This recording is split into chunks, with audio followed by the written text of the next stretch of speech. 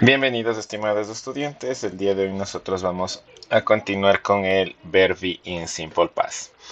Como explicamos la clase anterior, el verbo be nos ayuda a indicar el cómo o dónde de una entidad, pero en este caso de una entidad en pasado, ¿sí? De igual manera se indicaron las formas del verbo be en pasado, que son el was y el were, que van asignadas de acuerdo a los pronombres personales o a los sustantivos, ¿sí? Si nosotros tenemos en singular o si los tenemos en plural. El día de hoy nosotros vamos a abordar directamente lo que son oraciones afirmativas con el verbo be en simple past. Tal como trabajamos las clases anteriores o en el tiempo anterior el pasado simple, nosotros podemos utilizar o debemos utilizar una estructura gramatical para poder escribir una oración correctamente. ¿Cuál es nuestra estructura gramatical? Es subject, ¿sí? Verb be in simple past y complement. Entonces, dentro del sujeto nosotros, como hemos visto, podemos tener dos tipos de palabras. Nosotros podemos tener personal pronouns, ¿sí? Personal pronouns. O podemos nosotros tener nouns, ¿sí? Podemos tener nouns. Ahora, dentro del verbo be en simple past, tal como vimos la clase anterior, nosotros podemos tener dos tipos, que son el was y el were, y el complemento. Entonces, para nosotros poder escribir oraciones en pasado simple con el verbo be, nosotros tenemos que utilizar esta estructura. Entonces vamos a comenzar. Como ya trabajamos anteriormente, las primeras oraciones van a ser con sustantivos y las siguientes van a ser con pronombres y las siguientes van a ser con sustantivos. Entonces, comenzamos, ¿sí? Entonces, vamos a trabajar con oraciones. Entonces, para mi sujeto yo voy a utilizar el pronombre I, ¿sí? Ahora, tengo que agregar mi sustantivo con el verbo be, que es I was, ¿sí? Y el complemento. I was a child. I was a child. Punto final. ¿Sí?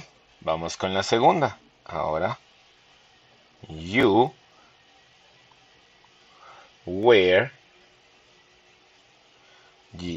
you were in the kitchen.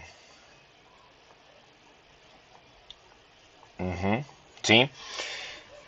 Aquí, haciendo o recopilando un poquito, la primera dice I was a child, nos ayuda a decir el cómo era, ¿sí? Mientras que el you were in the kitchen, ¿sí? Nos indica ahora dónde estaba. Como yo les expliqué, el verbo be es un verbo, ¿sí? Es un verbo descriptivo, que a nosotros nos indica dónde o cómo era algo o una entidad, como yo les dije. Listo, vamos ahora con un pronombre en singular, sería he.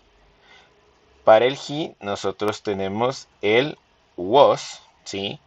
He was my friend. He was my friend, ¿sí? Vamos con un sustantivo en plural, un pronombre en plural. Vamos a trabajar con el they. Ahora sería they were in the park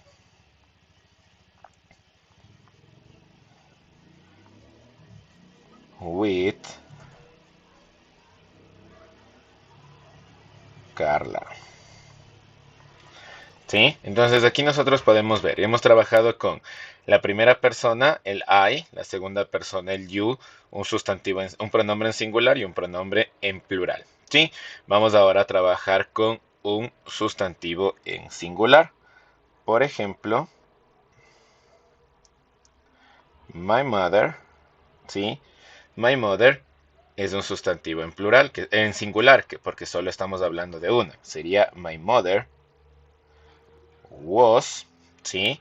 La forma del was es para los sustantivos en singular. My mother was in the shopping mall.